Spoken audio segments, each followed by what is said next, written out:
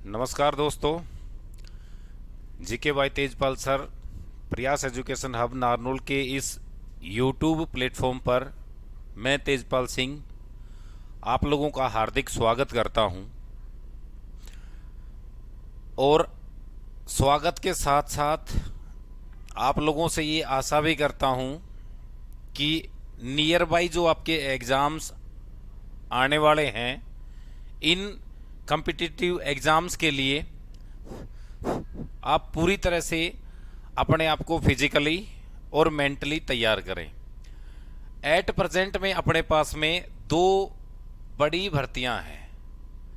Number एक, जो अभी रनिंग में जिसके फॉर्म ऑनलाइन है, वो है आपकी चंडीगढ़ पुलिस।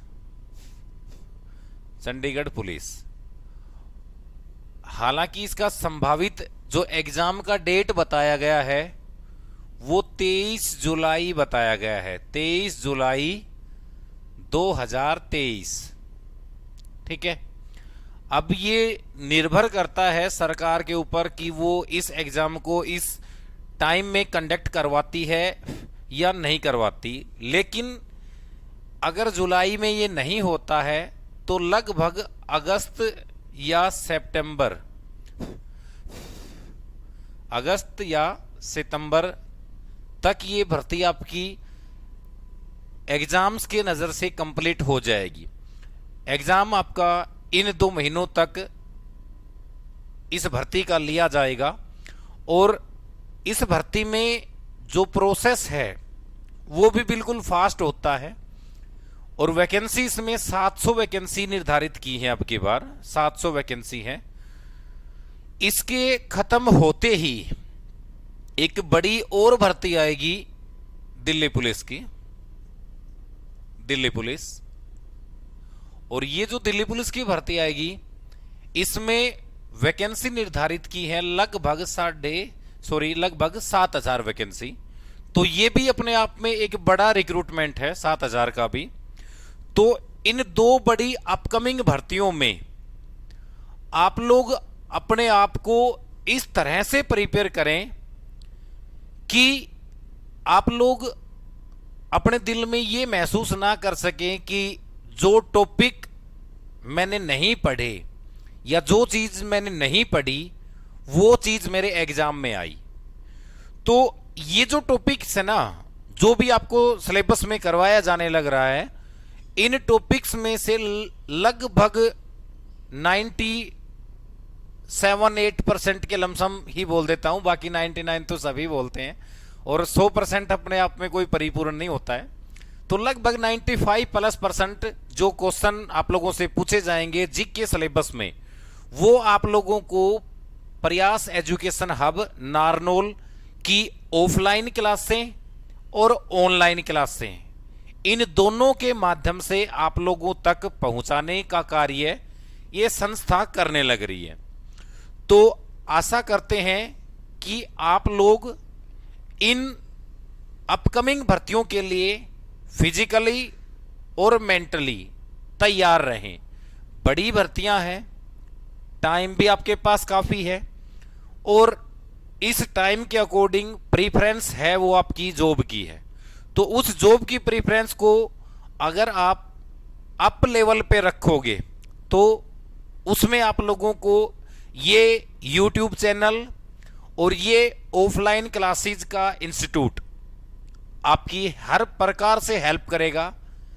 यहां हर प्रकार से कहने का मतलब है मेरा कि आपका जो एग्जाम का क्राइटेरिया है वो सेलेक्टेड किया जाएगा इन दोनों में। तो आप इन दोनों के मद्देनजर जो क्लासेस आपकी चलती हैं उनको पर डे आप अटेम्प्ट करें।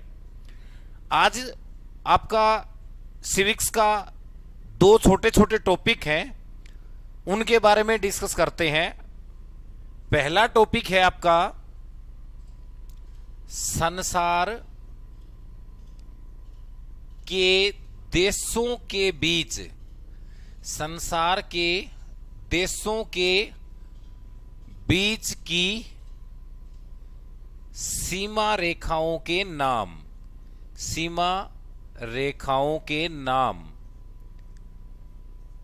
सीमा रेखाओं के नाम। इसका मतलब यह होगा कि संसार के जो देश हैं उनमें से कुछ चुनिंदा देश आपके एग्जाम में पूछे जाते हैं कि इन दो देशों के बीच में जो बॉर्डर लाइन है उसको क्या कहा जाता है, किस नाम से जाना जाता है। तो यहां पे कुछ ऐसे देशों को हम शामिल करेंगे जिनकी बॉर्डर रेखाओं को, जिनकी सीमा रेखाओं को विख्यात नाम से जाना जाता है। इनमें हम किसी पर्टिकुलर महाद्वीप को शामिल नहीं करेंगे, सब महाद्वीपों को मिला के, हर एक महाद्वीप में से किसी में से एक देश को उठा लिया, किसी में से दो देशों को उठा लिया, ऐसे करके आपको ये जो टॉपिक है इसमें हम पढ़ेंगे। तो पहला यहां पे हम सीमा रेखा की बात करते हैं। सीमा रेखा का नाम है मैन रहीम।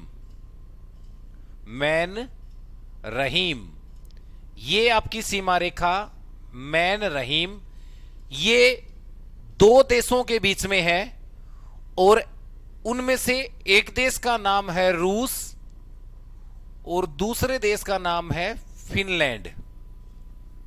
रूस और दूसरे देश का नाम है फिनलैंड। रूस और फिनलैंड के बीच में जो सीमा रेखा है, जो बॉर्डर लाइन है, उसको कहा जाता है मैन रहीम रेखा। दूसरी रेखा की बात करते हैं, 38वीं समानांतर रेखा। समानांतर रेखा, 38वीं समानांतर रेखा, ये रेखा उत्तर कोरिया और दक्षिणी कोरिया, उत्तर कोरिया और दक्षिणी कोरिया दोनों देशों के बीच का बॉर्डर है, उसको कहा जाता है 38वीं समानांतर रेखा। लास्ट टाइम आपका क्वेश्चन इन दोनों देशों की कैपिटल में से भी पूछा गया था। दक्षिण कोरिया की कैपिटल के अगर नाम लेता है कि दक्षिण कोरिया की राजधानी, तो ये है आपकी सियोल। सियोल, दक्षिण कोरिया की राजधानी का नाम सियोल। अगर उत्तर कोरिया की कैपिटल पूछता है तो उत्तर कोरिया की कैपिटल प्योंगयांग।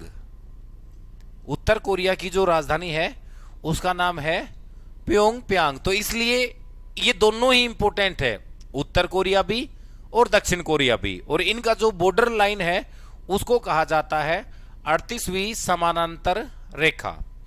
तीसरी रेखा की बात करते हैं, मेडिसिन या मेडिसन रेखा। मेडिसन रेखा, मेडिसन जो रेखा है ये अमेरिका और कनाडा, अमेरिका और कनाडा, इन दोनों देशों के बीच में जो सीमा रेखा खींची गई है उस रेखा को कहा जाता है मेडिसन रेखा। हालांकि कनाडा जो पार्ट है वो आपने पढ़ा कि पहले एक प्रकार से अमेरिका का ही पार्ट था, लेकिन विभाजित होने के बाद में अलग अलग ये कंट्रीज बनी, तो इनके बीच का जो बॉर्डर है, जो सीमा रेखा है, उसको कहते हैं मेडिसन रेखा। ये अमेरिका को कनाडा से अलग करती है। इसके बाद में अगली सीमा रेखा की बात करते हैं, मैगिनोट सीमा रेखा। मैगिनोट, मैगिनोट सीमा रेखा, इसका एक दूसरा नाम और है, इसको बोलते हैं ceasefire. Ceasefire, ceasefire. ये जो मैगिनोट या जो सीज फ्राइड रेखा है ये जर्मनी और फ्रांस, जर्मनी और फ्रांस, इन दोनों देशों के बीच की जो सीमा रेखा है उसको कहा जाता है मैगिनोट या सीज फ्राइड। उसके बाद जो अपनी अगली सीमा रेखा है उसको बोलते हैं 17वीं अक्षांश रेखा। 17वीं अक्षांश रेखा, 17वीं अक्षांश रेखा आपकी दो देशों के बीच में है, उत्तरी वियतनाम, उत्तरी वियतनाम और दक्षिणी वियतनाम, उत्तरी वियतनाम और दक्षिणी वियतनाम, इन दोनों देशों के बीच की जो रेखा है उसको कहा जाता है 17 या 17वीं अक्षांश रेखा। अब बात करते हैं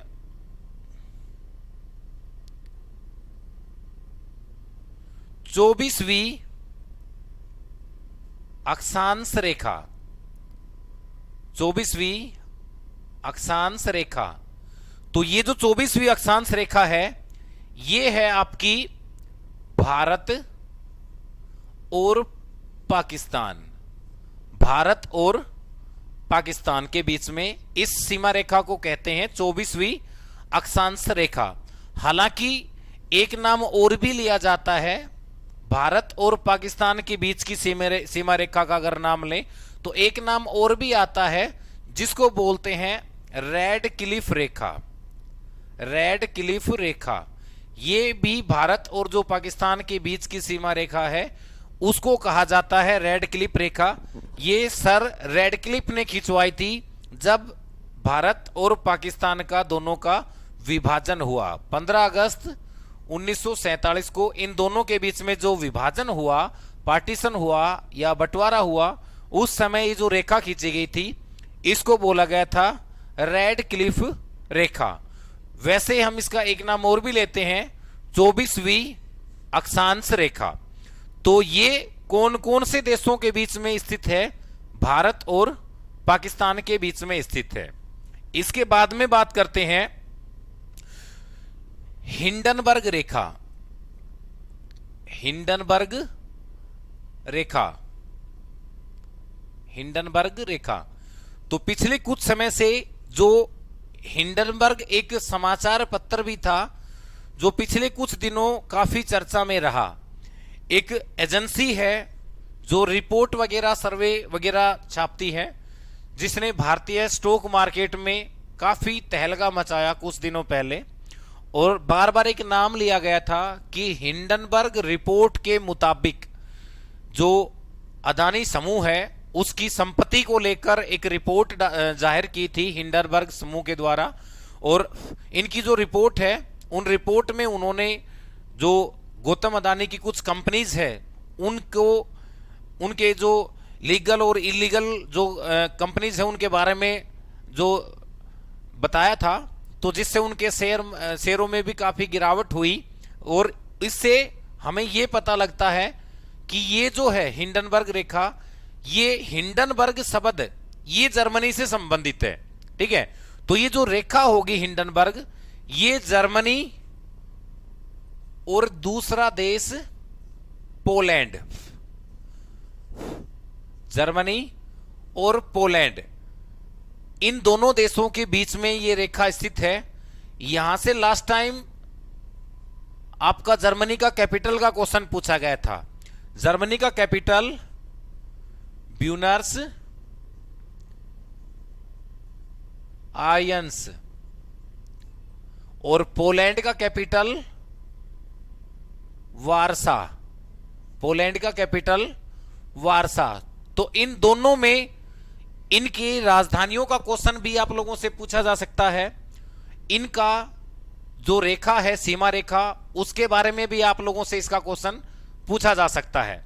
उसके बाद में बात करते हैं आपकी जो एशिया में तो है ही, लेकिन कुछ वर्ल्ड के जो कंट्रीज हैं उनमें भी उनको शामिल किया जाता है। लेकिन जो आपका जो क्वेश्चन पेपर बनता है उसमें विशेषकर एशिया और यूरोप, इन दो महाद्वीपों को ही आप याद रखना, क्योंकि जो क्वेश्चन आपका बनेगा वो लगभग इन्हीं दोनों में से बनेगा। अगला है आर्डरनेंस रेखा। आर्डरनेंस रेखा, आर्डरनेंस रेखा आपका पूर्वी जर्मनी,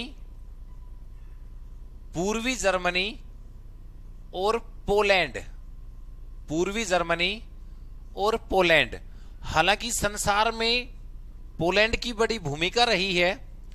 जो विश्व युद्ध के बारे में आपने सुना होगा, पढ़ा होगा कि जो विश्व युद्ध थे उनमें पोलैंड का शुरुआती सदस्य के रूप में पोलैंड को जाना जाता था और 1914 से लेकर 1918 तक पहला वर्ल्ड वार लड़ा गया था। इसमें जो राष्ट्र थे संसार के वो दो गुटों में बटे गए थे, मित्र राष्ट्र और धुरी राष्ट्र। दूसरा जो वर्ल्ड वार हुआ वो 1939 से लेकर 1945 तक चला, ठीक है, 6 साल ये चला। और दूसरा जो विश्व युद्ध हुआ इसका जब समापन हुआ, ये युद्ध जब खत्म हुआ तो 24 अक्टूबर 1945 को एक संस्था बनाई गई जिसका नाम था यूएनओ, यूनाइटेड नेशन ऑर्गेनाइजेशन, संयुक्त राष्ट्र संघ। और ये इसलिए बनाया गया था कि संसार के देशों में तीसरा विश्व युद्ध ना हो। मींस संसार में अंतरराष्ट्रीय स्तर पर शांति व्यवस्था कायम करने के लिए यूएनओ का गठन किया गया था। और यूएनओ के वर्तमान में 193 देश हैं जो यूएनओ का सदस्य बने हैं। 193 देश यूएनओ के सदस्य वर्तमान में हैं, ठीक है। तो ऑर्डिनेंस जो रेखा है ये पूर्वी जर्मनी और पोलैंड के बीच में है। तो यहां से हमने क्या पढ़ा, कुछ बेसिक सीमा रेखाएं हैं। उन सीमा रेखाओं से रिलेटेड जो पोर्शन है वो कौन सी सीमा रेखा है और कौन कौन से देश के बीच में वो स्थित है। हालांकि एक सीमा रेखा का नाम और आता है, उसको बोलते हैं ड्यूरंड सीमा रेखा। ये ड्यूरंड सीमा रेखा 1896 में खींची गई थी। और जब ये 1896 में खींची गई तो उस समय भारत और पाकिस्तान दोनों अलग अलग नहीं थे, दोनों एक ही देश थे जिसको भारत बोला जाता था। लेकिन उस समय एक कंट्री अफगानिस्तान अलग कंट्री थी। तो ये सीमा रेखा ड्यूरंड उस समय भारत और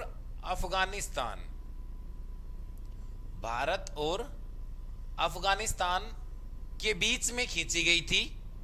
और पार्टीशन के बाद, मतलब 15 अगस्त 1947 के बाद में ये जो सीमा रेखा है ये पाकिस्तान और भारत वाला जो हिस्सा था वो पाकिस्तान में चला गया, पाकिस्तान और अफगानिस्तान। तो वर्तमान में ये जो सीमा रेखा है ड्यूरंड सीमा रेखा, ये कौन कौन से देशों के बीच में स्थित है, पाकिस्तान और अफगानिस्तान। कई बार इसका साल भी आप लोगों से पूछा जाएगा कि ड्यूरंड सीमा रेखा कब खींची गई थी। ड्यूरंड सीमा रेखा खींची गई थी 1896 में और उस समय ये भारत और अफगानिस्तान के बीच में खींची गई थी। जो वर्तमान समय में देखें तो पाकिस्तान और अफगानिस्तान के बीच में पड़ती है, ठीक है। इसके बाद में आपका जो अगला टॉपिक है इसके बारे में डिस्कस करते हैं। इसमें भी डीपी और सीपी में यहाँ की लगभग हर कॉम्पिटिटिव एग्जाम में एक क्वेश्चन आप लोगों से जरूर पूछा जाता है। आपका अगला टॉपिक है संसार के देशों की गुप्तचर एजेंसियां मींस सिक्योरिटी एजेंसी। संसार के देशों की कौन कौन से देश की सिक्योरिटी एजेंसी का नाम क्या है। इसमें एक चीज याद रखना कि कई बार आप लोगों को एजेंसी का नाम एग्जामिनर खुद देता है और कई बार आप लोगों से इसके एजेंसी का नाम आपसे पूछता है कि कौन सी एजेंसी किस देश की एजेंसी है। नाम दे दिया एजेंसी का, आपसे देश का नाम पूछेगा। आपको देश का नाम दे दिया, आपसे एजेंसी का नाम पूछेगा। तो चलो टॉपिक की शुरुआत करते हैं। संसार के देशों की गुप्तचर एजेंसियों का जो टॉपिक है वो, तो वर्तमान समय में जो सबसे ज्यादा चर्चा में है वो एजेंसी है मोसाद एजेंसी। और ये इजराइल देश की है। इजराइल देश जो है उसकी जो गुप्तचर एजेंसी है उसको कहा जाता है मोसाद। उसके बाद में आता है आईबी, इंटेलिजेंस ब्यूरो। ये गुप्तचर एजेंसी भारत देश की जो सिक्योरिटी एजेंसी है या जो इंटेलिजेंस एजेंसी है उसको कहा जाता है आईबी, इंटेलिजेंस ब्यूरो। इसके बाद में अपने पड़ोसी देश की बात करते हैं, पाकिस्तान। आईएसआई ये एजेंसी है पाकिस्तान की। इसकी फुल फॉर्म आपसे पूछे तो इंटर सर्विस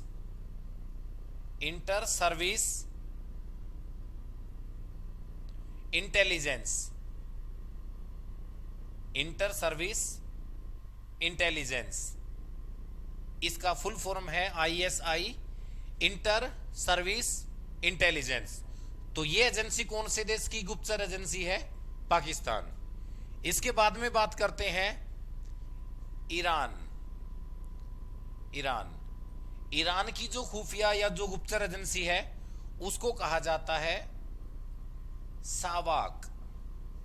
सावाक। इसके बाद में मिस्र, इजिप्ट जिसको बोलते हैं, मिस्र या इजिप्ट, इसकी गुप्तचर एजेंसी को बोलते हैं मुखबरात।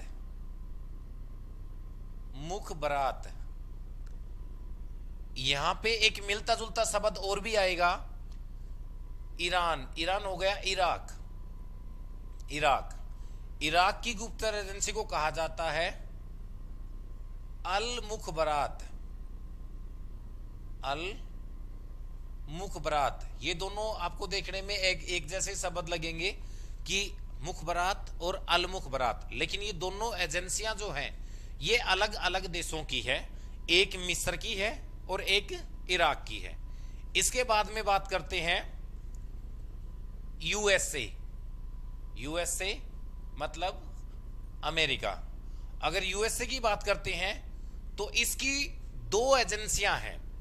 पहली एजेंसी को बोलते हैं CIA, सेंट्रल, इसका फुल फॉर्म होता है सेंट्रल इंटेलिजेंस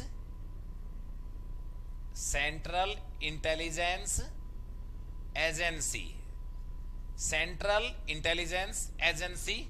और दूसरी एजेंसी है जिसको बोलते हैं FBI और CIA। ये दोनों ही अमेरिका की गुप्तचर एजेंसियां हैं। FBI की अगर हम बात करें तो इसको बोलते हैं फेडरल ब्यूरो ऑफ इन्वेस्टिगेशन। इसका नाम है federal bureau of investigation.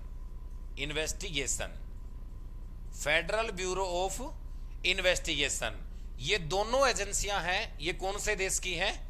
USA या अमेरिका की है, यूनाइटेड स्टेट्स ऑफ अमेरिका। अगली एजेंसी की बात करते हैं बोस। और बोस जो एजेंसी है ये भी हाल ही में काफी चर्चा में रही। बोस एजेंसी, इसको कहा जाता है, ये दक्षिण अफ्रीका देश की गुप्तचर एजेंसी का नाम है, दक्षिण अफ्रीका। इसका कई बार फुल फॉर्म आप लोगों से पूछा जाएगा, बोस का फुल फॉर्म क्या है? इसको बोलते हैं bureau of state security. Bureau of state security, ये फुल फॉर्म है बोस का, जो कौन से देश की एजेंसी है? दक्षिण अफ्रीका की गुप्तचर एजेंसी को कहा जाता है बोस। भारत में इस नाम से कई बड़े लोग प्रचलित हैं, अपने आप को बोस बोलते हैं। तो वैसे ही ये भी एक एजेंसी है जो एक बड़े पैमाने पर या व्यापक पैमाने के ऊपर कार्य करती है, लेकिन दक्षिण अफ्रीका में, बाहर नहीं करती है, दक्षिण अफ्रीका से बाहर। ठीक है। इसके बाद में बात करते हैं रूस की दो एजेंसियां हैं। एक को कहा जाता है KGB और दूसरे को कहा जाता है GRV, KGB और GRV। ये दोनों गुप्तचर एजेंसियां हैं रसिया की। हालांकि अभी रूस यूक्रेन के साथ युद्ध चल रहा है, जिसकी वजह से वो चर्चा में है। रसिया और यूक्रेन का जो वार चला है, जिसकी वजह से दोनों ही देश अभी चर्चा में है। यहां पे एक क्वेश्चन और नया आपका बन सकता है, यूक्रेन की राजधानी का क्वेश्चन आपका बन सकता है। यूक्रेन की राजधानी बताएं। यूक्रेन की राजधानी क्या है भाई? कीव। यूक्रेन की राजधानी कीव। तो यहां से भी यूक्रेन की कैपिटल का भी आप लोगों का एक क्वेश्चन है, वो बन सकता है, यूक्रेन की कैपिटल कीव। अगला बात करते हैं आपका फिनलैंड।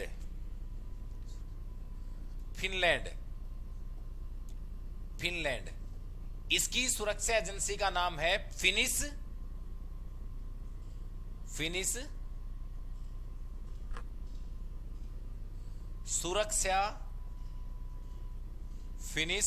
सुरक्षा सेवा।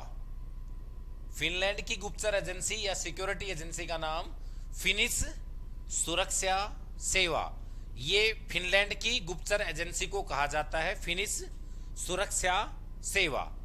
इसके बाद में कुछ देश ऐसे हैं जिनकी सिक्योरिटी एजेंसी है वो इंटरस्टेट काउंट होती है, जैसे कि नाम आता है चीन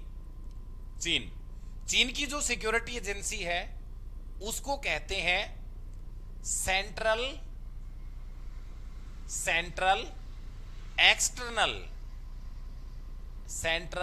एक्सटर्नल लेंजा डिपार्टमेंट। ये चीन की सिक्योरिटी एजेंसी का नाम है सेंट्रल एक्सटर्नल लेंजा डिपार्टमेंट, जो चाइना की सिक्योरिटी एजेंसी को कहा जाता है। इसके बाद में कुछ और कंट्री आती हैं, जैसे जापान। हालांकि लास्ट टॉपिक हमने डिस्कस किया कि जो जापान था ये सेकंड वर्ल्ड वार में सबसे अधिक जो नुकसान हुआ वो जापान को हुआ था।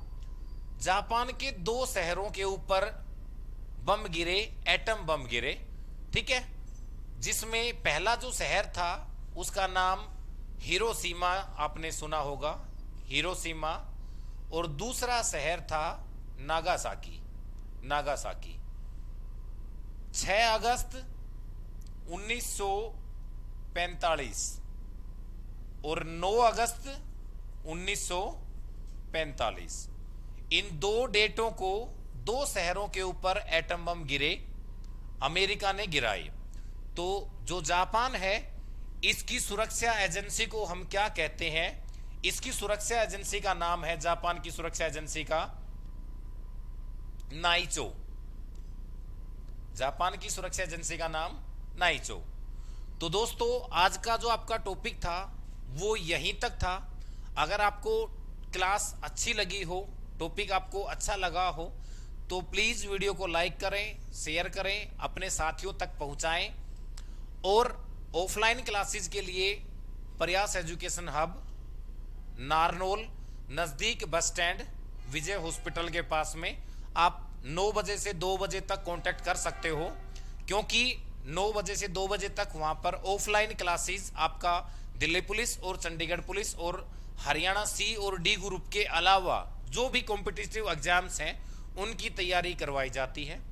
तो आप लोगों को ये जो आपका क्लास है ये ज़्यादा से ज़्यादा लाइक किया करो, शेयर किया करो, और चैनल अगर सब्सक्राइब नहीं किया है तो तेजपाल सर प्रयास एजुकेशन हब के नाम से इस यूट्यूब चैनल को सब्सक्राइब करें। इसके ऊपर पर डे के जो न्यू अपडेट्स हैं वो आपको देते रहेंगे।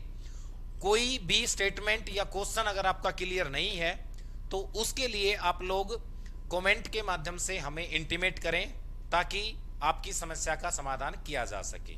आज की क्लास यहीं पे खत्म होती है। धन्यवाद।